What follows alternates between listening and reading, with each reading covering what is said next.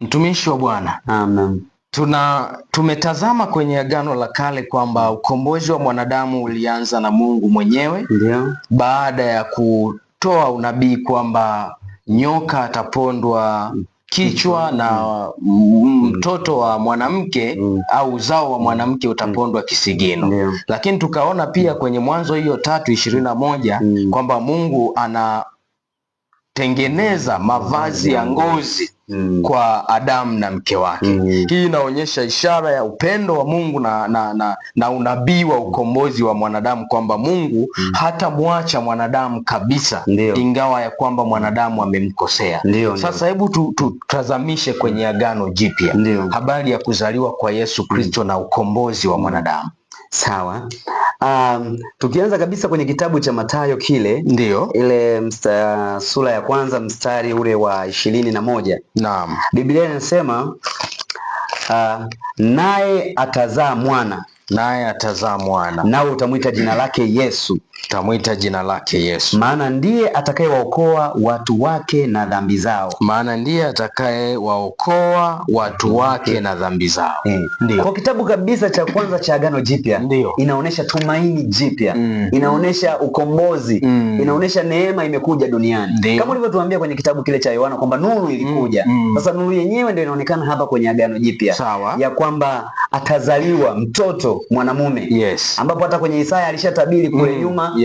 Isaya 7:14 anasema kwamba tazama bikira atachukua mimba, atazaa mtoto mwanamume, jina lake ataitwa Emmanuel. Umeona?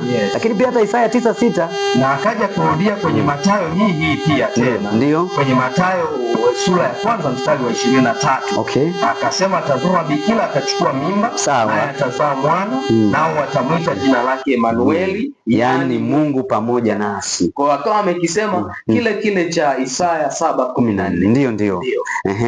Kwa hiyo tunaona tayari mpango sasa umeshakamilika. Mtoto amezaliwa sasa. Na kama tunavyojua kwamba makusudi ya Mungu hawawezi kuzuilika. Mtoto alikuwa, akaongezeka kimo, akaongezeka hekima. Ilifika kipindi Herode akataka kusitisha huo mpango wa wokovu. Lakini hakuna ambaye anaweza akazuia kusudi la Mungu kwenye maisha ya mwanadamu. Na ndio maana leo tumekuja na habari njema za Yesu ambaye hazuiliki na jambo lolote. Ndio. Asante. Maana yake tunaona Mungu sasa anaendelea kumvuta mwanadamu. Mungu anakuwa karibu na mwanadamu hata kama mwanadamu amekuwa mbali na Mungu. Kwa sababu Mungu ni upendo.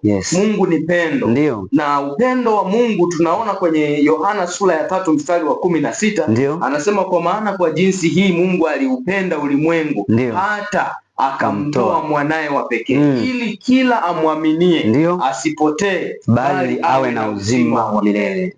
Na ukisoma kwenye kitabu cha Isaya sura ya 9 mstari wa 6 inaeleza kwa maana kwa ajili yetu mtoto amezaliwa, tumepewa mtoto mwanamume, na uwezo wa kifalme utakuwa mabegani mwake, atakuwa mshauri wa ajabu, Mungu mwenye nguvu, Baba wa milele, mfalme wa amani.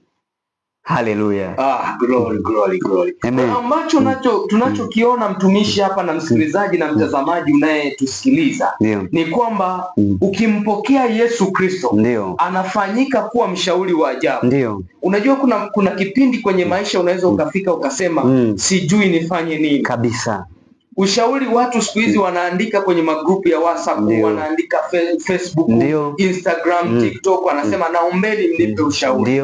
Lakini ushauri wa mwanadamu haufai kabisa. Kwa sababu mwanadamu anatazama kwa mitazamo yake, fikra zake. Lakini Mungu anatangaza mwisho kabla ya mwanzo. Kwa hiyo wanadamu watakuonyesha mwanzo, hawawezi kukuonyesha mwisho kwa sababu hawajui. Ndio maana kwenye kitabu cha Ufunuo wa Yohana anajitambulisha kwamba yeye ni Alfa na Omega. Maana yake yuko mwanzoni na yuko mwishoni. Na anasema njoni ninyi nyote mliolemewa na mizigo, nami nitawapumzisha. Kwa hiyo Yesu Kristo anakuita mtazamaji unayetutazama wakati huu, kama unatutazama asubuhi, mchana au jioni au usiku, ya kwamba yeye anatamani uje kwake. Hakuna mzigo mzito ambao unaweza kumshinda Mungu. Anasema niite nami nitaitika, nami nitakuonyesha mambo makubwa magumu usiyoyajua. Kwa hiyo maana yake nguvu ya Mungu ipo kwa ajili ya kukusaidia. Yeye ni mshauri wa ajabu, lakini yeye ni Mungu mwenye nguvu. Anasema kwenye kitabu cha Zaburi, anasema heri mtu yule ambaye nguvu zake zatoka kwa Bwana. Maana yake kuna watu kwenye maisha ya dunia hii wana nguvu, lakini nguvu zao hazijatoka kwa Bwana. Yeye anajitambulisha kuwa Mungu mwenye nguvu. Mahali ambapo nguvu zako zinashindwa, hauna uwezo, unaona hauwezi, yuko Yesu Kristo ambaye ni Mungu mwenye nguvu. Atakupa nguvu, atakuwezesha, atakutoa mahali pamoja kukupeleka sehemu nyingine, kukufikisha kwenye hatima yako. Lakini yeye ni Baba wa milele. Unasemaje kwa habari ya Yesu Kristo kuwa Baba wa milele? Labda niseme tu kwamba sisi wote tuna baba. Tunao baba wa dunia hii. Na mahali fulani anasema yeye ni baba ambaye ubaba wote wa duniani na mbinguni unaitwa kwake. Manake tunao wazazi wetu ambao tunawategemea kwenye maisha ya kila siku. Lakini yeye ni baba wa milele. Manake ubaba wa hapa duniani una mwisho. Kuna watu hata tunavyozungumza sasa hivi hawana baba, lakini yeye anaitwa baba wa yatima. Na baba, neno baba ukitafuta nani kwa Kilatini kwa Kilatini na Kiebrania mwanzoni, neno Father maana yake chanzo. Haleluya. Kwa hiyo unapokuwa na baba una chanzo cha kila kitu. Kwa hiyo maana ya baba ukitafuta msingi au wazungu wanasema etymology of the word father, maana yake ni chanzo. Kwa hiyo anaposema yeye ni baba, maana yake ni chanzo cha kila kitu, chanzo cha utajiri wetu, chanzo cha watoto wetu, chanzo cha ndoa zetu, chochote unachokitaka yeye anakuwa ni chanzo. Lakini anasema yeye ni mfalme wa amani. Haleluya. Kwa habari ya mfalme wa amani, kiukweli tuna mengi ya kusema sana kuhusu amani, kwa sababu watu wengi maisha yao wanaonekana wana amani, lakini ndani ya mioyo yao hawana amani. Na amani ya kweli inatoka kwa Yesu Kristo. Ukisoma Isaya 66 mstari wa 12, anasema nitamwelekezea amani kama mto. Maana yake ukimpokea Yesu Kristo, amani yako haiko kwenye vitu vya dunia. Anasema kwenye Yohana 14 ya kwamba amani yangu ninawapa, na amani yangu ninapotoa sio kama ulimwengu wangu unapotoa.